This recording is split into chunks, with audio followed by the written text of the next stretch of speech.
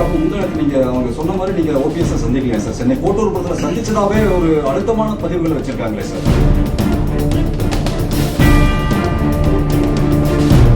Sir அப்ப திட்டமிட்டு உங்க மீது வதந்தி பரப்புறாங்கன்னு சொல்றீங்களா சார்? பிடிச்ச வைக்கிறீங்களா நீங்க?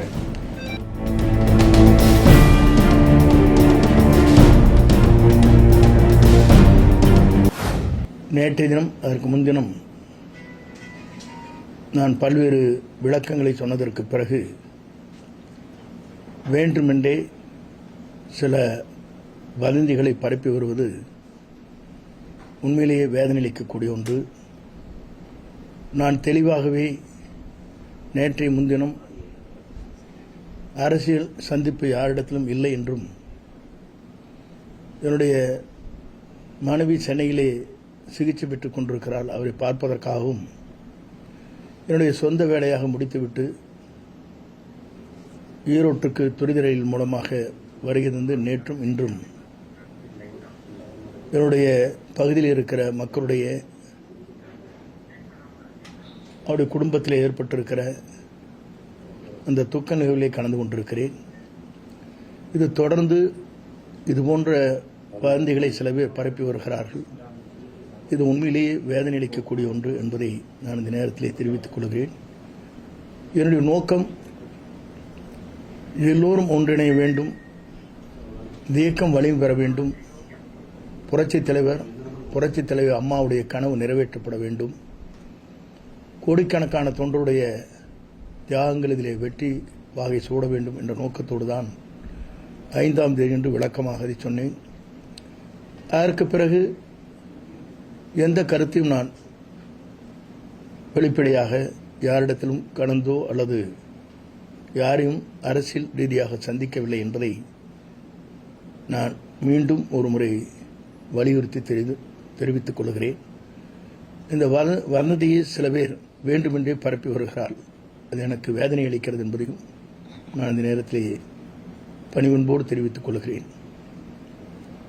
சார் அப்போ முந்தானத்து நீங்க அவங்க சொன்ன மாதிரி நீங்க ஓபிஎஸ் சந்திக்கலையா சார்? சென்னை கோட்டூர் படத்துல சந்திச்சதாவே ஒரு அழுத்தமான பதிவுகளை வச்சிருக்காங்களே சார். வேண்டுமென்றே வதந்திகளை பரப்புகின்றவர்கள் மீது என்னால் அதற்கு பதில் சொல்ல இயலாது.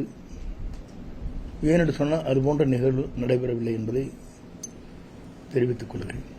சார் அப்ப திட்டமிட்டு உங்க மீது வதந்தி பரப்புறாங்கன்னு சொல்றீங்களா சார்? பிடிச்ச வைக்கிறீங்களா நீங்க? இதுபோன்ற செய்திகள் வருகிற போதே நேற்றும் முன்தினமும் நான் அதற்கான தெளிவான விளக்கங்களை நான் குறிப்பிட்டேன். இருந்தபோதிலும் தொடர்ந்து நேற்று மாலை சில பேரை சந்தித்தாக குறிப்பிட்டார்கள்.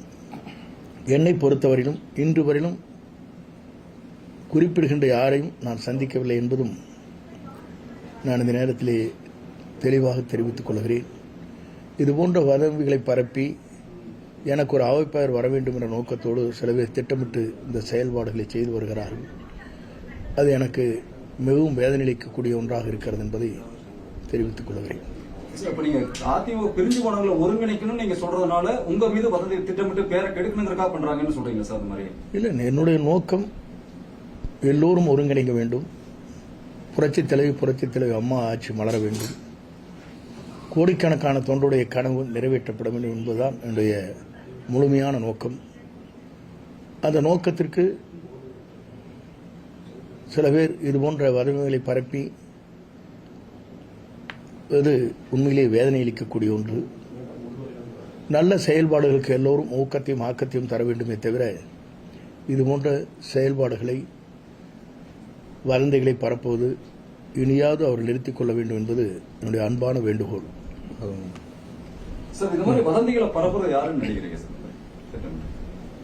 நான் யாரையும் குறிப்பிட்டு சொல்ல இயலாது. யார் பரப்புகிறார்களோ அவர்களே நிறுத்திக் கொண்டால் நலமாக இருக்கும். சார் இதை நீங்க ஒரு எச்சரிக்கையாவே சொல்றதாக எடுத்துக்கலாமா சார்? வதந்திகளை நிறுத்திக்கணும்னு சொல்றாங்க. ஏன்னா வதந்திகள் அப்படிங்கிற சூழ்நிலையில எச்சரிக்கை அல்ல. அந்த நண்பர்களுக்கு அன்போடு நான் வேண்டுவது, நான் ஏறத்தாழ 45 ஆண்டுகள் அரசியல் வரலாற்றில் தூய்மையாக பணியாற்றி இருக்கிறேன், விசுவாசமுள்ள தொண்டனாக இருந்திருக்கிறேன். மக்கள் பணி என்பது சிறந்த முறையில் நான் ஆற்றி இருக்கிறேன்.